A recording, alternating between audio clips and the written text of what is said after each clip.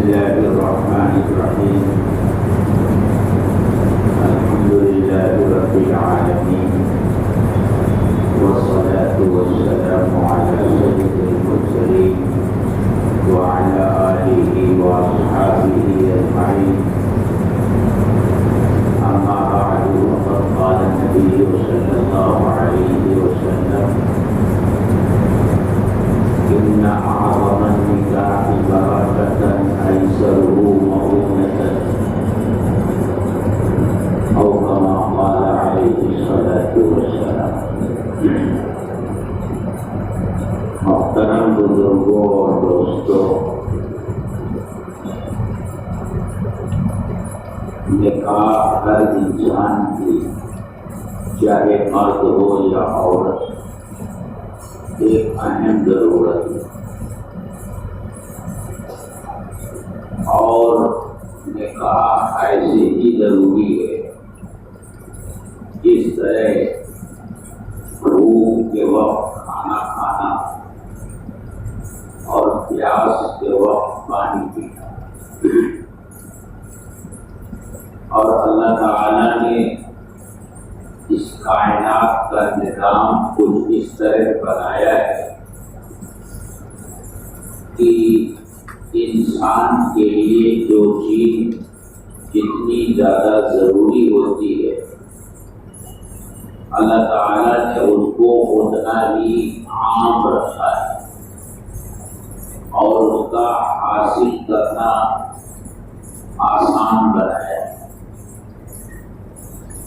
مثلاً ہوا کے بغیر انسان کی زندگی کا تصور نہیں ہو سکتا، تو اللہ نے ہوا اس طرح بنائی ہے امیر ہو غریب ہو بیمار ہو تندرست ہو ہر آدمی سانس لے سکتا ہے. اسی طرح پانی پر انسان کی زندگی کا انحصار ہے، تو پانی کو بھی اللہ تعالیٰ نے عام رکھا ہے، ہر شخص اس کو آسانی سے حاصل کر سکتا ہے اور اپنی پیاس بجھا سکتا ہے. اسی طرح نکاح ہر انسان کی، مرد ہو یا عورت، بنیادی ضرورت ہے. تو اللہ تعالیٰ نے نکاح کو بھی بہت آسان بنایا اور اللہ کے رسول صلی اللہ علیہ وسلم نے آسان نکاح کی متعدد حدیثوں میں ترغیب دی ہے، اور یہ ارشاد فرمایا ہے کہ برکت والا نکاح وہ ہوتا ہے جس میں ہر کم سے کم ہو. علم دین کا ایک طالب علم جب نکاح کے سلسلے میں اللہ کے رسول صلی اللہ علیہ وسلم کے ارشادات پڑھتا ہے اور پھر احادیث سے فقہائے امت نے نکاح کے جو مسائل نکال کر بیان فرمائے ہیں، جب ان کو پڑھتا ہے تو اس کا یہ تاثر ہوتا ہے کہ نکاح سے آسان کوئی چیز نہیں. ایک وقت میں کھانا کھانا مشکل ہو سکتا ہے، دنیا کا دوسرا کوئی کام مشکل ہو سکتا، لیکن شریعت کے بنائے ہوئے نظام کے تحت اگر نکاح ہوتا ہے تو اس سے آسان کوئی عمل نہیں. ایک طرف تو شریعت نے نکاح کو اتنا آسان بنایا اور دوسری طرف یہ بڑی تلخ حقیقت ہے کہ ہمارے معاشرے میں سب سے کٹھن کام، سب سے مشکل کام، سب سے دقت طلب کام نکاح بن کے رہ گیا. شریعت نے اس کو اتنا آسان بنانے کا حکم دیا ہے ہم لوگوں نے اس کو اتنا ہی مشکل بنا دیا۔ اسلامی معاشرہ یا آج مسلمانوں کا معاشرہ، اسلامی معاشرہ تو نہیں کہہ سکتے، مسلمانوں کا جو معاشرہ ہے، ان کی معاشرتی زندگی میں جو بھی کام آج ہے، ہر ایک کے اوپر نظر ڈال لیجیے، سب سے مشکل کام نکاح ہو گیا ہے۔ خاص طور سے نکاح جب بیٹی کا ہو، نکاح جب لڑکی کا ہو، تو اس سے مشکل کام ایک باپ کے لیے ہمارے معاشرے میں کوئی اور نہیں رہ گیا۔ نکاح کتنا آسان ہے، ہم لوگ فقہ کی کتابیں پڑھتے ہیں، اس میں مسائل پڑھتے اور پڑھاتے ہیں۔ اگر وہ مسائل اس وقت میں آپ کے سامنے بیان کروں تو چونکہ ہم اور آپ ایسی جگہ بندیوں میں جکڑے ہوئے ہیں، ایسے رسوم اور رواج میں جکڑے ہوئے ہیں، اور نکاح کے تعلق سے ایسی پابندیاں ہیں کہ ان مسائل پر آج عام آدمی یقین کرنے کو تیار نہیں ہو سکتا ہے کہ کیا نکاح ایسے بھی ہو جائے گا۔ نکاح کی ایسی بھی شکلیں ہیں، اتنا آسان نکاح ہے، نہ دولہا موجود ہو نہ دلہن موجود ہو، نہ لڑکا موجود ہو نہ لڑکی موجود ہو، نہ قاضی موجود ہو نہ خطبہ ہو، نہ کلمہ پڑھوایا جائے دونوں کو، نہ ایمان مجمل اور مفصل پڑھوایا جائے، پھر بھی نکاح ہو جاتا ہے۔ نکاح میں اصل ایجاب اور قبول ہے، ایک طرف سے ایجاب ہوتا ہے، دوسری طرف سے قبول ہوتا ہے۔ مجلس نکاح میں آپ شریک ہوتے ہیں، نکاح پڑھانے والا جب یہ کہتا ہے کہ میں نے فلاں بنت فلاں کا نکاح تم سے کیا، تم نے قبول کیا، تو یہ ایجاب کہلاتا ہے۔ اور جب لڑکا کہتا ہے میں نے قبول کیا، تو یہ قبول کہلاتا ہے۔ یہ بنیادی دو چیزیں ہیں نکاح میں، اور گواہ ہونا ضروری ہے، بس یہ تین چیزیں ہیں۔ جو صورت مسئلہ میں آپ کو بیان کرنے جا رہا ہوں، غور سے سنیے اور یقین کیجیے، مسئلہ یہی ہے، چاہے آپ کو یقین آئے یا نہ آئے۔ یہ کوئی تیسرا شخص ہے، نہ وہ لڑکے کا ولی ہے اور نہ لڑکی کا ولی ہے، نہ لڑکے کا رشتہ دار ہے اور نہ لڑکی کا رشتہ دار ہے، بالکل غیر متعلق آدمی ہے۔ لڑکا اس سے کہتا ہے کہ میں نے آپ کو اپنا وکیل بنایا، آپ میرا نکاح فلاں کی لڑکی فلاں کے ساتھ کر دیجئے، میں نے اس کا وکیل آپ کو بنا دیا۔ مثلا لڑکے کا نام زید ہے، لڑکی کا نام زینب ہے۔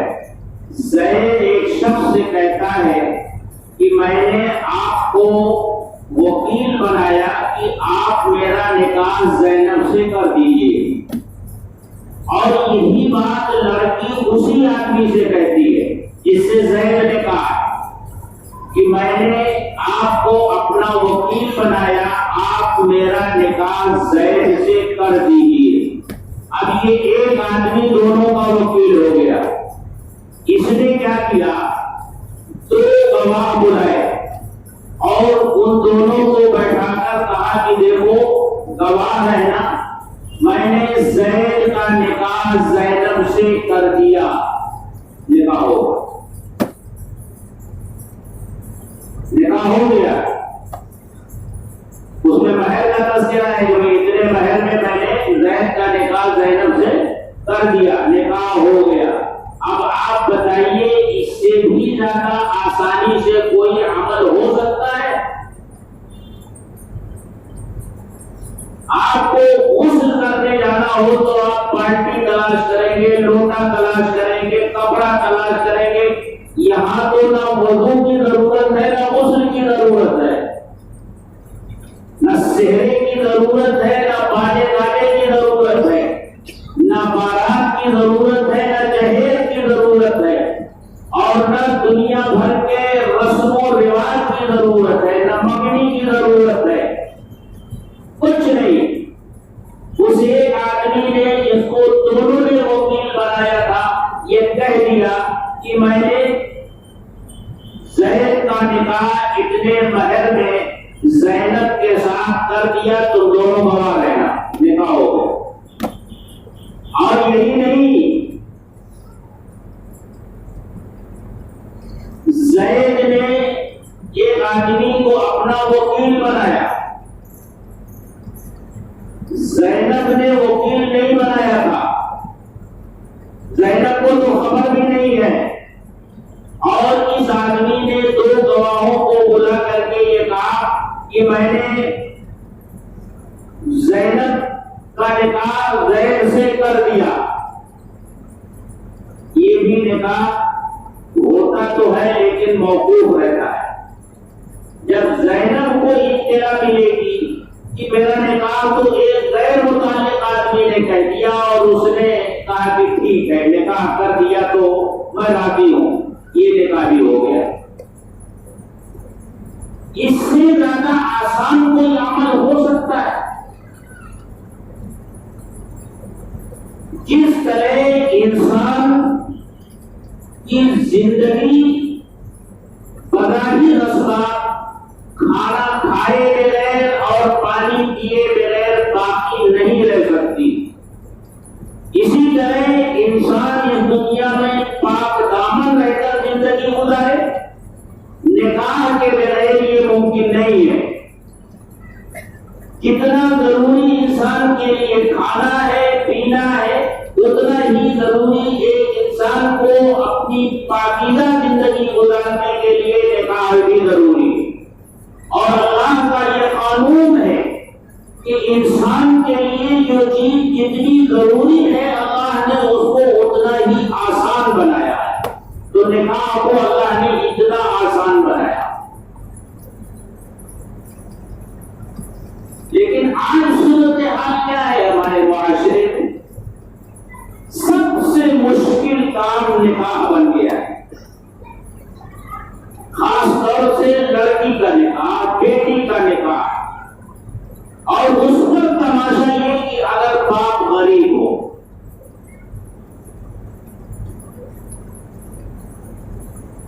تو وہ کن مرحلوں سے گزرتا ہے، کس طرح وہ مر مر کے جیتا ہے، اور کس طرح راتوں کو اپنے بستر پر کروٹیں بدل بدل کر رات گزارتا ہے، یہ تو اس غریب باپ سے ہی پوچھیے جس کے پاس بیٹا خواہشات پوری کرنے کے لیے انتظامات نہیں ہوتے۔ لڑکے والوں کی طرف سے جو ناجائز اور حرام مطالبات ہوتے، ناجائز اور حرام، ناجائز اور حرام مطالبات ہوتے ہیں، ان حرام اور ناجائز مطالبات کو پورا کرنے کی اس کے اندر سخت نہیں ہوتی۔ وہ کس طرح اپنی راتیں گزارتا ہے، دن بھر تو دیگر مصروفیات میں اس کی توجہ بٹی رہتی ہے، لیکن جب اپنے بستر پر ہو جاتا ہے اور اسے تنہائی میسر ہوتی ہے تو وہی افکار، وہی وسوسے دل و دماغ پہ بسیرا جما لیتے ہیں کہ بیٹی کا نکاح کرنا ہے، انتظام کیسے ہوگا، منظر کا خرچ کہاں سے لاؤں گا، شادی حال کا خرچ کہاں سے لاؤں گا۔ لڑکے والوں کی طرف سے جو مطالبہ ہے کہ ہمارے مہمانوں کی خاطر تواضع ہونی چاہیے، کہتے ہوئے شرم سے لوگ ڈوب نہیں مرتے، ہمارے مہمانوں کی خاطر بتا رہا، ارے میرے بھائی مہمان تیرے ہیں تو ان کی خاطر مدارات کی ذمہ داری تیری ہے، لیکن تو اپنے مہمانوں کی خاطر مدارات کا بوجھ اس غریب کے اوپر ڈالتا ہے اور پھر طرح طرح کی فرمائشیں کرتا ہے۔ مختلف علاقوں میں الگ الگ اس کا سسٹم بن گیا ہے، بھیونڈی میں تو پھر بھی غنیمت ہے، لیکن ایسے علاقے ہیں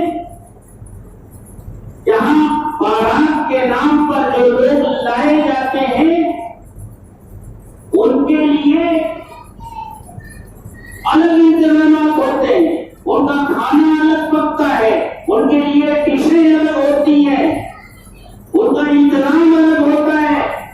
کمر ٹوٹ جاتی ہے لڑکی والوں کی، لیکن فرمائشیں ہیں کہ لڑکے والوں کی ختم نہیں ہوتی، اور اس کے علاوہ جہیز تو اس غریب کو بے موت مار دیتا ہے۔ ایک بچی کی اس نے پرورش کی، پالا، اسے تعلیم دی،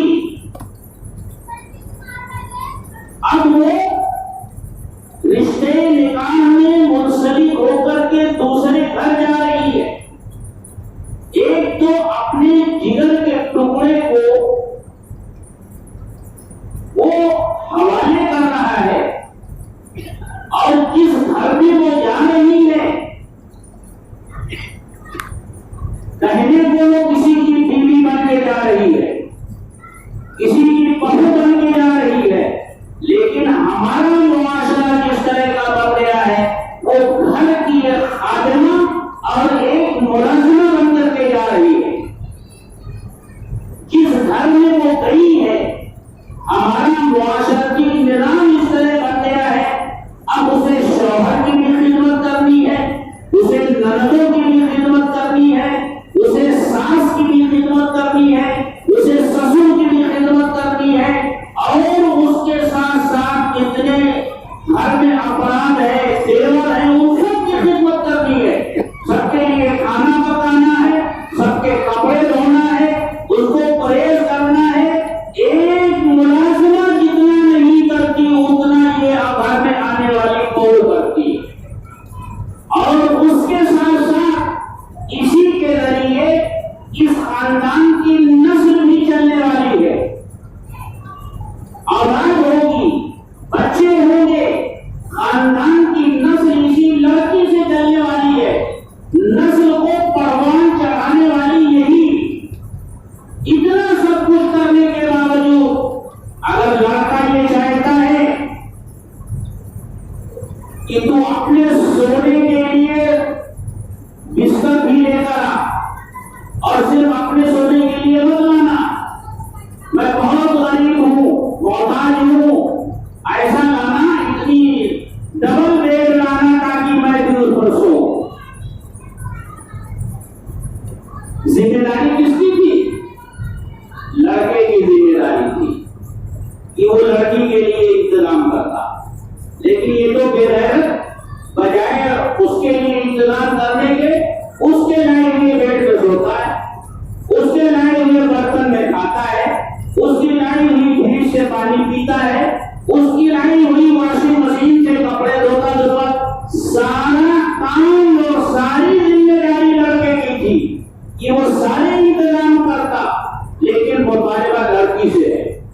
ان مطالبات نے اور لالچیوں کی اس لالچ نے آج نکاح کو سب سے مشکل کام بنا دیا، جبکہ اللہ کے رسول صلی اللہ علیہ وسلم کا ارشاد ہے،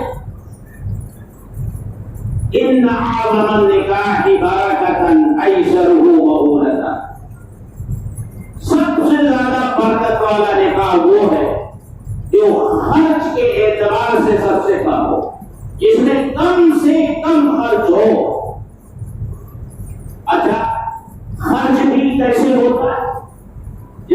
خرچ کرنا چاہیے وہاں ہاتھ سکوڑ لیتے، اور جہاں خرچ نہیں ہونا چاہیے وہاں تو تجوری کا دروازہ کھول دیتے۔ میں یہ کہا کرتا ہوں کہ مہر حیثیت سے زیادہ تو نہیں ہونا چاہیے، اتنا نہیں ہونا چاہیے جتنا شوہر ادا نہ کر سکتا۔ مہر نمائش کے لیے، دکھاوے کے لیے مہر اتنا زیادہ نہیں ہونا چاہیے، لیکن مہر اتنا کم بھی نہیں ہونا چاہیے کہ اس کی کوئی حیثیت نہ ہو، اتنا کم بھی نہیں ہونا چاہیے کہ اس مہر کی کوئی حیثیت نہ ہو۔ مہر کی حیثیت جانتے ہیں کیا ہے؟ ایک شوہر اپنی بیوی سے پوری زندگی جو کچھ حاصل کرتا ہے، مہر اس کا بدل ہے، اس کا عوض ہے۔ پوری زندگی ایک شوہر بیوی سے جو حاصل کرتا ہے، اس کے اعتبار سے سوچو تو مہر کتنا ہونا چاہیے۔ لیکن شریعت نے یہ سہولت دی کہ نہیں، تمہاری طاقت سے باہر نہیں لیا جائے گا، تمہاری حیثیت سے زیادہ نہیں لیا جائے گا، لیکن اتنا تو ہونا چاہیے کہ اس کا کوئی وزن ہو، کوئی حیثیت ہو۔ بڑے بڑے لوگ وہ بھی جب نکاح کرتے ہیں آج تو مہر کا مسئلہ آتا ہے تو وہ مہر اتنا بھی رکھنے کو تیار نہیں جتنا روزانہ ان کے آفس کی چائے کا خرچ ہوتا ہے۔ اور جب ان سے کہا جاتا ہے کہ اللہ کے بندے کہتے ہیں ہمارے یہاں خاندان میں ایسا چلا آ رہا ہے 551 روپیہ 1051 روپیہ یہ چلا آ رہا ہے۔ ارے میرے بھائی، خاندان میں جب غربت تھی تو بہت کچھ چلا رہا تھا خاندان میں۔ پہلے لوگ ٹاٹ بچھا کر اس پر بیٹھ کر کھاتے تھے، مٹی کے برتن میں کھاتے تھے، اور سالن کیا ہوتا تھا؟ اگر دیکھا کہ ہٹ رہا ہے تو سالن میں گرم پانی ڈال دیا، دال میں گرم پانی بنا کرتے اور اس کو بڑھا دیا، اس طرح پورا کر لیتے تھے۔ اور آج اگر کئی طرح کے سالن کی ڈش نہ ہو، اس میں بھرائی نہ ہو، مزید اس پر دال بھی ہونی چاہیے اور کئی قسم کا میٹھا بھی ہونا چاہیے، کیا یہی سب تھا خاندان میں پہلے؟ اس نے کیوں اضافہ کیا؟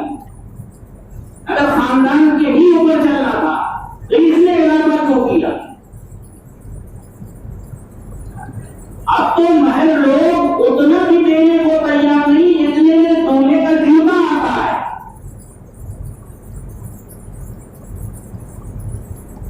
جہاں خرچ کرنا چاہیے وہاں خرچ نہیں، اور اسی میں ایک خرچ بیچارے نکاح پڑھانے والے قاضی کا بھی ہوتا ہے۔ جب اس کو دینا ہوتا ہے تو پھر ایسے آدمی کو لگاتے ہیں جو قاضی صاحب کو کم سے کم میں نمٹا دے، سمجھے؟ اور میرے دوستوں، ایک بات میں اور کہا کرتا ہوں، میں نے تو اپنے ان دوستوں سے کہا جو نکاح وغیرہ پڑھاتے ہیں، قاضی ہیں، میں نے ان سے کہا کہ بھائی تھوڑی سی اصلاح کرو، تھوڑی سی اصلاح کرو۔ قاضی کو لڑکی کے پاس جانے کی ضرورت نہیں ہے، یہ اصلاح کرو۔ قاضی کو لڑکی کے پاس جانے کی ضرورت نہیں ہے، لڑکی کا ولی لڑکی سے اجازت لے لے، اور اجازت لیتے وقت گواہ کی بھی ضرورت نہیں ہے۔ گواہ کی ضرورت ایجاب اور قبول کے لیے ہے، عقد نکاح کے لیے ہے، ایجاب اور قبول میں نے پہلے بتایا کہ وہ مجلس میں ہوتا ہے، اس لیے گواہ یہاں موجود رہنا ضروری ہے۔ ولی اجازت لے کر کے آ جائے، آپ اجازت لے لیں اور قاضی صاحب سے آ کر کہہ دیں کہ قاضی صاحب آپ نکاح پڑھا دیجیے میری بیٹی کا۔ اب جب باپ نے کہہ دیا کہ میری بیٹی کا نکاح پڑھا دیجیے تو یہی قاضی وکیل بن گیا، وکیل بن گیا اور یہ ایجاب اور قبول کرا کے نکاح ہو گیا۔ لیکن ان عورتوں کے جمگھٹے میں قاضی کا جانا اور پھر گواہوں کے ساتھ جانا اور باقاعدہ وہاں اس سے جو ہے اس کی زبان سے کہلوانا، اور بعض لوگ تو اپنا نذرانہ وصول کرنے کے لیے کلمہ نہیں پڑھاتے۔ ضرورتاً کسی عورت کی آواز کو سننا جائز ہے، لیکن آپ جانتے ہیں کہ عورت کی آواز بھی عورت ہے، لہذا جہاں ضرورت نہ ہو وہاں اس کے سننے سے بھی رکنا چاہیے۔ اور یہ خاص موقع ہوتا ہے وہ جھوٹ میں قاضی صاحب کی بادشاہ کا پر سور کے سج دھج کے اور اتنے مجموعہ لگا کر کے شیروانی اور صدری پہن کر کے جاتے ہیں۔ میں یہ قاضیوں سے پوچھتا ہوں کیا اس میں قباحت نظر نہیں آتی؟ نہیں جانا چاہیے، کوئی ضرورت نہیں ہے، لیکن ایک طریقہ چل نکلا ہے۔ اس لیے پیش کیا جاتا ہے ارے بھائی اگر نہیں جائیں گے تو یہ لڑکی والے نہیں مانیں گے، لڑکی والے نہیں مانیں گے۔ اور ایک واقعہ ایسا ہے، ایک صاحب نکاح پڑھایا کرتے تھے، انتقال ہو گیا، اللہ ان کی مغفرت فرمائے، بتانے لگے کہ میں لڑکی سے اجازت لینے گیا اور اس سے اجازت لے کر آنے لگا تو اس کے گھر والوں نے کہا کہ قاضی صاحب آپ نے خطبہ نہیں پڑھا۔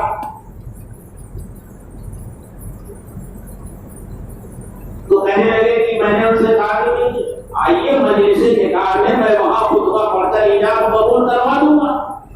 کہنے لگے نہیں، یہاں بھی آپ خطبہ پڑھیے۔ قاضی صاحب نے کہا بھائی یہاں ضرورت نہیں ہے، تو اس نے کہا فیس تو آپ پوری لیں گے، فیس آپ پوری لیں گے اور نکاح آگے کریں گے، آپ یہاں خطبہ پڑھیے۔ اور فیس اور نکاح کو مشکل بنانے کے لیے کلمہ بھی پڑھایا جاتا ہے، ایمان مجمل اور مفصل بھی پڑھایا جاتا ہے، اور خدا نخواستہ اگر وہ بچہ عربی نہیں پڑھا ہوا، اور اب تو ہم لوگوں میں فیشن ہو گیا ہے کہ بچہ پیدا ہوتے ہی جیسے ہی وہ بولنا شروع کرتا ہے تو بجائے اللہ کا نام سکھانے کے ABCD سکھاتے ہیں اس کو۔ کتا بلی کا نام انگریزی میں کیا، کتے کو کیا کہتے ہیں، بلی کو کیا کہتے ہیں، بندر کو کیا کہتے ہیں، خنزیر کو کیا کہتے ہیں، وہ سکھاتے ہیں۔ اب اگر وہ بچہ انگلش میڈیم میں گیا اور گھر پر جو ہے ماحول نہیں ہے اور یہاں اس نے قرآن نہیں پڑھا، عربی نہیں پڑھی ہے، تو جس طرح جو انگریزی نہ جانتا ہو اس کی زبان انگریزی کے لیے نہیں ٹوٹتی، اسی طرح جو عربی نہ جانتا ہو اس کے لیے عربی کے الفاظ اس کی زبان پر نہیں چڑھتے، وہ خود کا خود بولتا ہے۔ اب قاضی صاحب لگے ہوئے ہیں کلمہ پڑھوانے میں، پھر مخرج نکلوا رہے، مخرج سے حروف اور کلمہ شہادت نکلوا رہتا ہے۔ ایک بات ہے بہت مشکل ہوگا، آدمی سمجھتا ہے ہاں قاضی صاحب بہت مشکل کام تھا، حالانکہ اس سے آسان کوئی کام نہیں تھا، بہت مشکل کام تھا۔ بہرحال میں یاد کر رہا تھا نکاح کو اللہ کے رسول نے بہت آسان بنا کر دی۔ آپ کے کتنے نکاح ہیں جو سفر میں ہوئے ہیں، حالت سفر میں آپ نے نکاح کیا ہے، اور صحابہ نے کتنے واقعات ایسے ہیں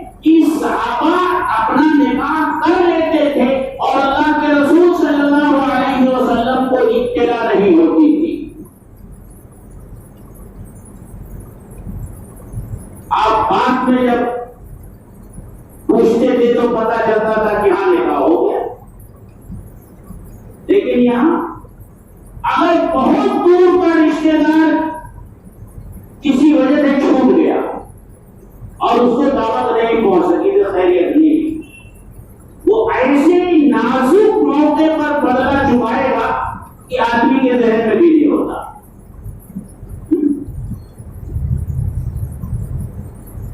غریب لیکن اس کے اوپر بھی رحم آتا ہے، وہ بھی آج جب اپنی بچی کا نکاح کرتا ہے اور اسے کہیے بھائی سادگی کے ساتھ کر لے تو جانتے کیا کہتا ہے؟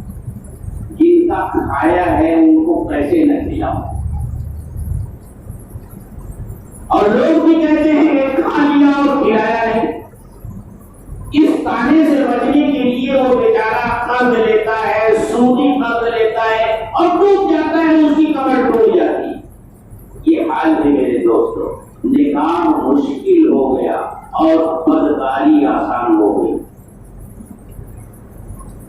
اسی لیے ہمارا معاشرہ پوری طرح ہل کر رہ گیا۔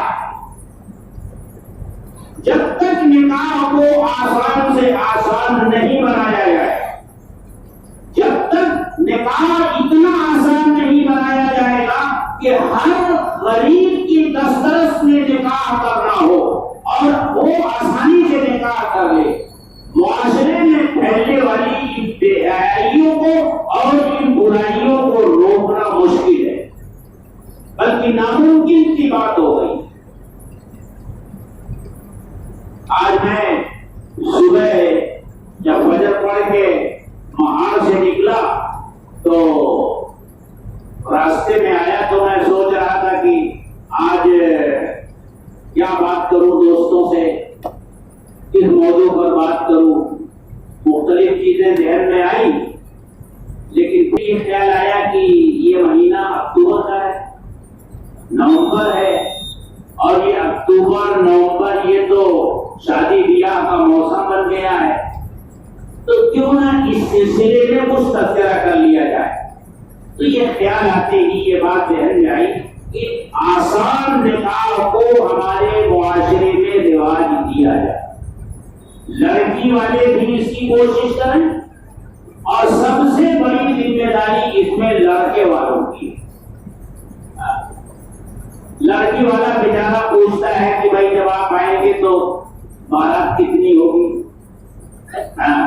تو کہتا ہے جوڑ کر بتاؤں، پھر وہ جوڑتا ہے تو پہلے بتائے گا 50 آدمی آئیں گے، پھر ہفتے بھر کے بعد بتائے گا نہیں بھائی وہ 50 تو گھر ہی کے ہو جا رہے ہیں، 5 کروڑ کے لوگ ہیں، 25 اور آئیں گے، پھر ایک ہفتے کے بعد 25 اور بڑھ جاتے ہیں، 100 ہو گئے، اور جب آنے لگے تو 10-20 اور بڑھ جاتے ہیں۔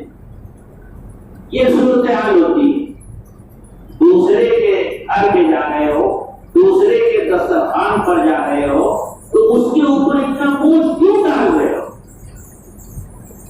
آسان بنایا جائے نکاح کو۔ جہیز ایک لعنت ہے، جہیز اسی طرح حرام ہے لینا، جہیز مطالبہ کر کے لینا۔ آدمی کہتا ہم نے مانگا نہیں تھا، مانگنے کے بھی کئی طریقے ہوتے ہیں بھائی، کئی طریقے ہوتے ہیں مانگنے۔ اس طرح جہیز کا مطالبہ کر کے جہیز لینا، چاہے آپ نے صاف صاف مانگا ہو یا اشارے اور کرائے میں مانگا ہو یا یوں کہا ہو، ارے بھائی لوگ تو اپنی بچیوں کو دیتے ہی ہیں۔ کیا مطلب؟ لوگ تو اپنی بچیوں کو دیتے ہی ہیں، یعنی آپ کی بچی آئے گی تو اتنا تو لے کر ہی آئے گی، یہ بھی مانگنا ہی ہے۔ مانگ کر کے جہیز لینا اسی طرح حرام ہے جیسے خنزیر کھانا، جیسے شراب حرام۔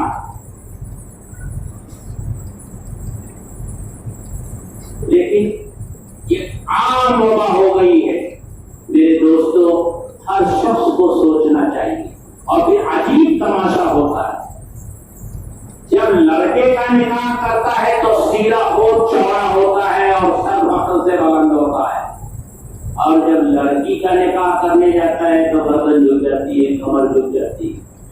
یعنی اس وقت کا ظالم اس وقت کا مظلوم بنتا ہے، اور اس وقت کا مظلوم اس وقت ظالم بن جاتا ہے.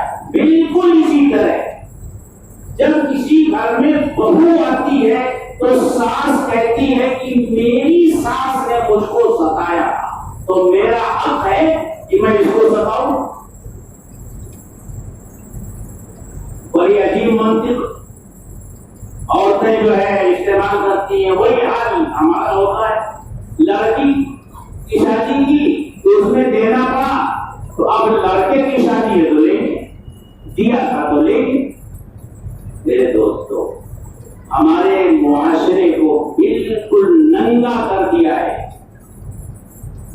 اگر ہندوستان کے مسلمانوں نے شادی بیاہ کو اسلامی طور طریقے سے اپنایا ہوتا تو ان کا صرف یہی ایک عمل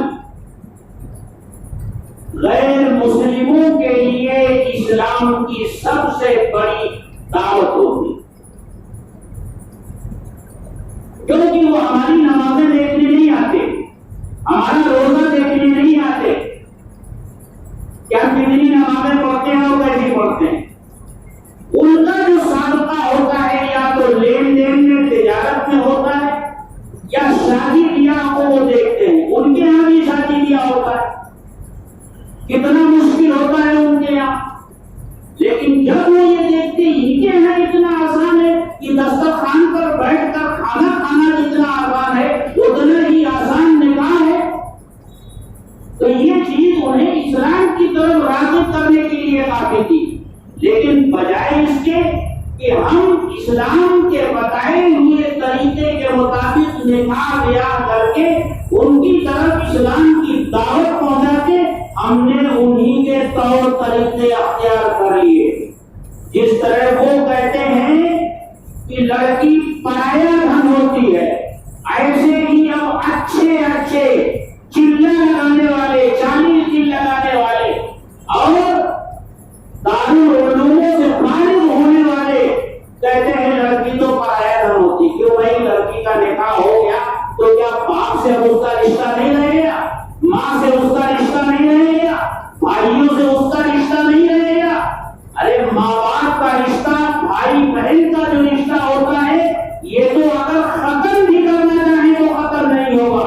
اور شوہر کے ساتھ جو رشتہ جڑا ہوا ہے یقیناً بہت نازک رشتہ ہے اور بہت مضبوط بھی ہے، لیکن اتنا کمزور بھی ہے کہ جس طرح ایک دو گول سے وہ جڑا تھا اسی طرح دو گول سے وہ کٹ بھی جاتا ہے.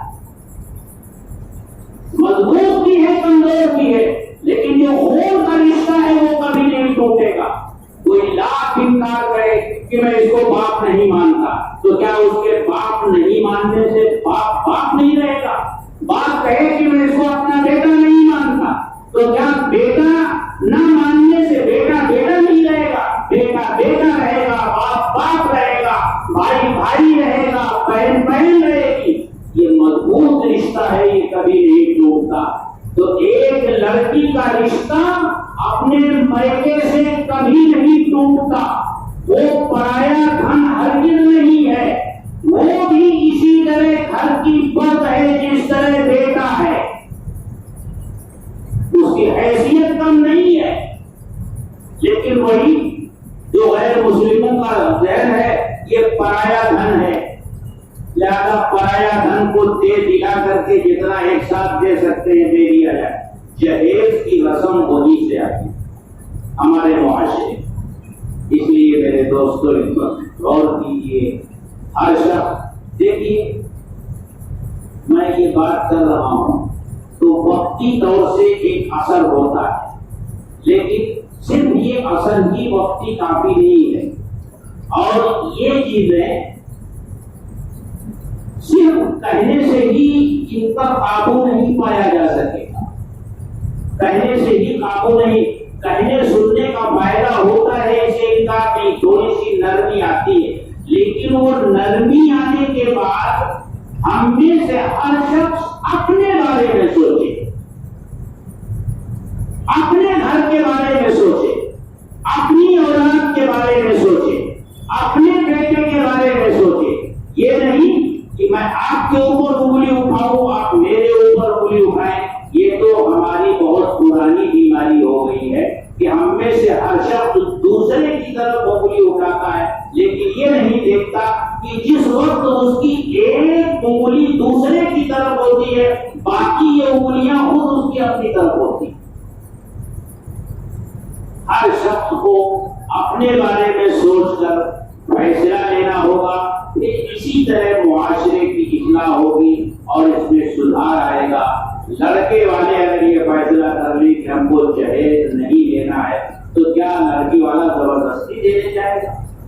وہ تو بیچارہ کہے گا کہ اللہ تمہارا بھلا کرے، وہ تو دعائیں دے گا. اور یہ اختیار ہے لڑکے، اور خاص طور سے ان لوگوں کو جنہیں اللہ نے نوازا ہے. میں نے تو ایسے واقعات سنے ہیں اللہ نے اتنا دیا ہے کہ گھر بھرا ہوا ہے. وہ لڑکی والوں سے کہتے ہیں کہ بھائی دیکھو یہ فرنیچر کہ ہمارے گھر میں تو ابھی نیا فرنیچر آیا ہے، جگہ نہیں ہے، آپ ایسا کیجیے فرنیچر کے بجائے اس کا پیسہ دے دیجیے. خود ہمارے علاقے میں جہاں کا میں رہنے والا ہوں، ہمارے علاقے میں جانتے ہیں کیا چل گیا ہے؟ علماء چلانے لگے، تقریریں کرنے لگے، بارات کی سلسلے میں بتانے لگے. نہیں تو جانتے ہو کیا طریقہ اختیار کر لیا ہے؟ دھیرے سے لڑکی والے سے کہتے ہیں کہ دیکھو ہم بارات لے کر نہیں آئیں گے، بس 10 آدمی آئیں گے، لیکن اگر بارات لے کر آتے تو 150 آدمی لے کر کے آتے. پھر ان باراتیوں کو آپ کھانا کھلاتے تو ان باراتیوں کے کھانے پر جو خرچ ہونے والا ہے وہ آپ کو دے دیجیے.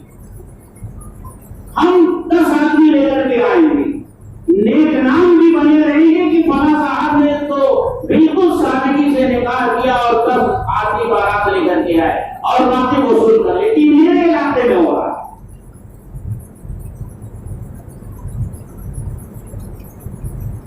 اور کیا ہوتا ہے؟ لوگ بائک دیتے ہیں. آپ جانتے ہو کیا کہتے ہیں؟ بھائی نکاح تو سادگی سے ہونا چاہیے، لیکن بائک نہیں، پیسہ دیتے ہیں. کیا دے رہے ہیں؟ پیسہ دے رہے ہیں. پہلے بائک کا مطالبہ آئے گا، پھر کون سی بائک چاہیے وہ آئے گا، ماڈل کیا چاہیے وہ آئے گا، اور جب سب طے ہو گیا تو ظاہر سی بات ہے کہ اس کی قیمت کتنی ہوتی ہے یہ بھی طے ہو گیا. تو کیا کہیں گے؟ دیکھو یہ نمائش نہیں کرنا چاہیے، بس آپ جو ہے بائک مت دیجیے گا. گھر میں بائک ایک نہیں 2 3 بائک ہے بچوں کے پاس، کیا فائدہ، وہ بھی پڑی رہے گی، آپ پیسہ دیں. تو نکاح سادگی سے بھی ہو رہا ہے اور لین دین بھی اندر خانے میں چل رہا ہے.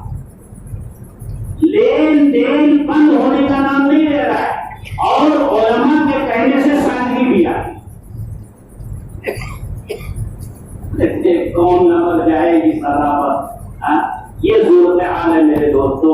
اللہ تعالی ہمارے حال پر رحم فرمائے اور ہمیں توفیق دے کہ ہم دین کے ہر حکم کے اوپر مخلص ہو کر عمل کرنے والے بن جائیں. وآخر دعوانا الحمدللہ.